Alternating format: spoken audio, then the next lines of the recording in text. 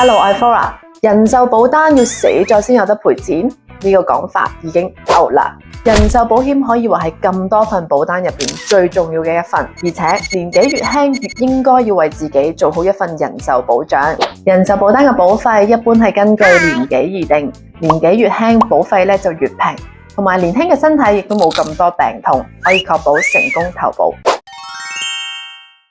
有啲朋友去到30-40歲，結咗婚生咗小朋友之後，決定去買儲蓄人壽，但係就係發現儲蓄人壽嘅保費太貴，決定去買 Terms， 即係我哋嘅定期人壽保險。但係買 Terms 會隨住年紀每年加價，而且 Terms 係屬於消費型嘅保險，交咗嘅保費並唔可以當成儲蓄。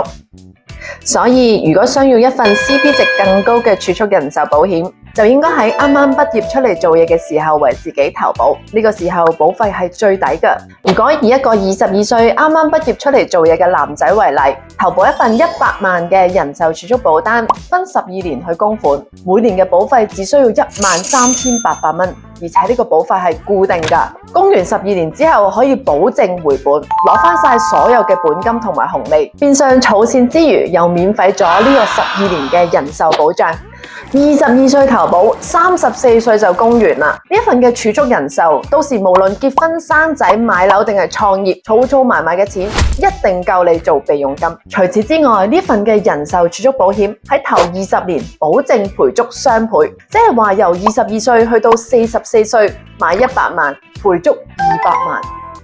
越嚟越多人知道人壽保單嘅重要。所以好多父母喺 BB 一出世嘅時候，就會幫佢哋做一份終身嘅儲蓄人壽保障，作為俾 BB 嘅禮物。我自己啲仔女都唔例外。咁作為仔女，我哋有幾耐冇送過一份實實在在嘅禮物俾我哋嘅父母呢？其實我哋嘅父母辛辛苦苦咁樣養大我哋，供書教學，送呢一份嘅保障俾佢哋作為禮物，唔止係一份心意，仲係一份無價嘅安心。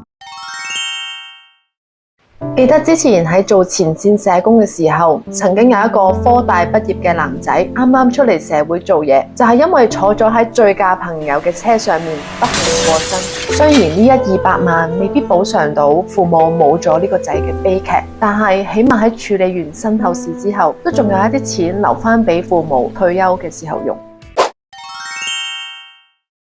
之前電視都有講，生一個小朋友要用400萬，所以喺阿仔出世嘅時候，我都做咗一份400萬嘅儲蓄人壽保障。喺我有咩事嘅時候，一半可以留俾我老公照顧小朋友，而另外一半我想留俾媽咪，因為我希望佢有一個優質嘅退休生活。我相信呢一份嘅安心係無價嘅。如果你哋都有啲朋友啱啱畢業出嚟做嘢，快啲將我條片 share 俾佢啦。如果你哋對人壽保單有任何嘅問題或者查詢，歡迎留言俾我，或者透過以下嘅方法 DM 我。我係 Flora，下次再見，拜拜。